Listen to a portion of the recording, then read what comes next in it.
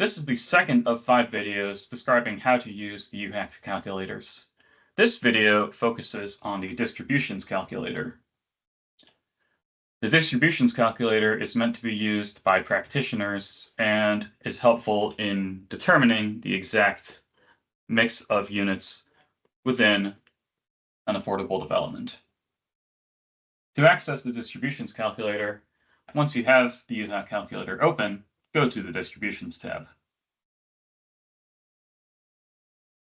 The distributions calculator is meant to be filled out in order. The sections of the distributions calculator are basic info, followed by bedroom distribution, income distribution, bedrooms plus income, affordability levels, and bedrooms plus affordability. Along the way, the calculator will assess if there are any problems and let you know about it. To start, fill in some of the basic information about the project. This will activate the calculator. Until you fill in the basic info, the various validation formulas will be inactive. For example, today we will look at a family rental project with a total of 50 restricted units.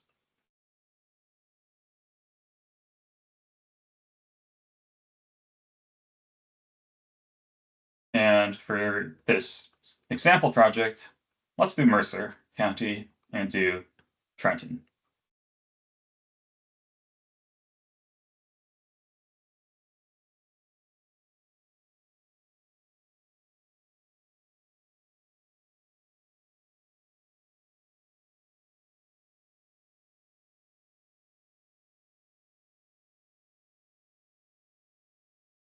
The next section after basic info is bedroom distribution.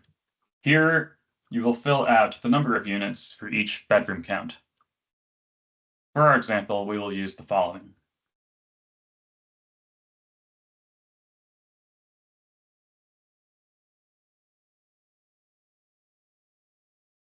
One word of warning: if you enter an invalid value into any of the cells, such as a negative number, you will get an error message.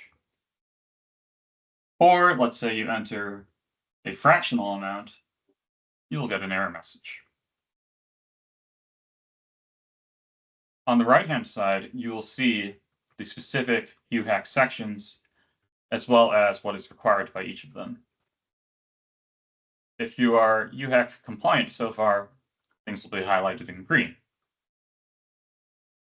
If you are not, let's say that we have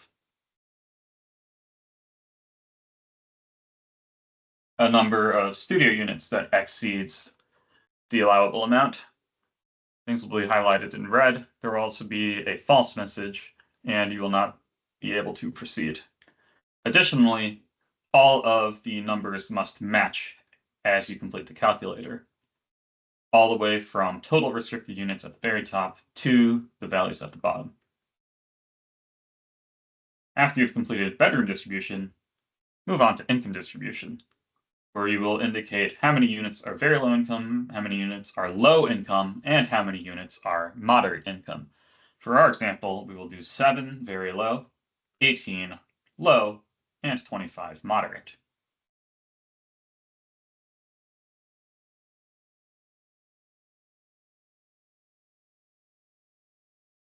The calculation provided for the very low income percentage is advisory because it is optional at the project level, even though it is mandatory at the municipal level. The next section is bedrooms plus income, where you will indicate how many of each bedroom count are very low, low, and moderate. Similarly to the above sections, invalid values will trigger error messages, including values that exceed the totals for each row or column that you have entered so far.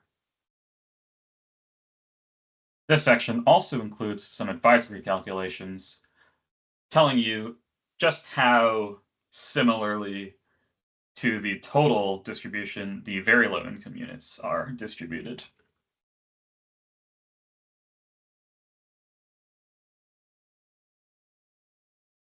The next section, affordability levels, is where you enter the exact levels of affordability that will be found within the project.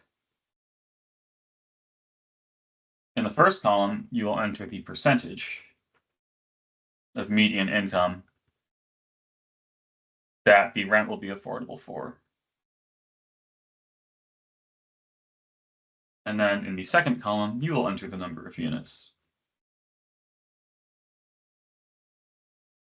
The affordability average appears on both the cell under the second column as well as on the right side.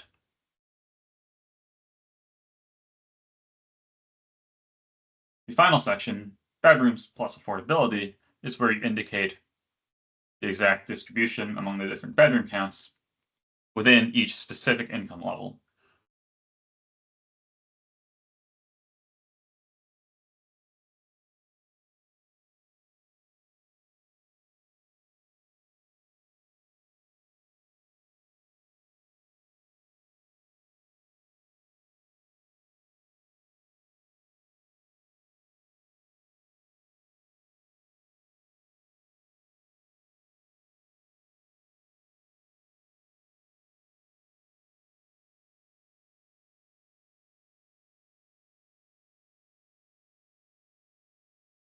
After you have finished filling out the distributions calculator in order, you can see at the top right a summary of what you have done. If there are no issues, both with compliance with the UHAC regulations and with all of the numbers matching, then you'll get a yes in the UHAC compliant box. Additionally, there is a final breakdown provided, which will show the exact bedroom count and income level unit mix for the project.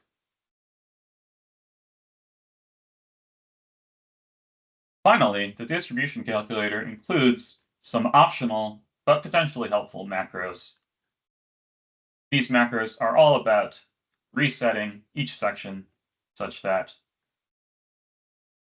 you can start over and fill in information for another project.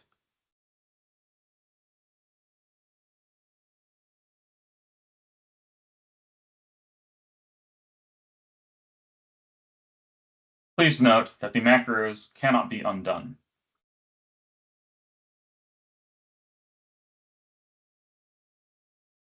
You will also see that clearing the income distribution section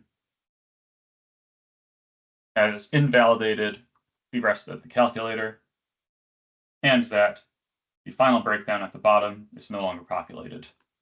Again, you must fill out the entire distributions calculator in order for it to work.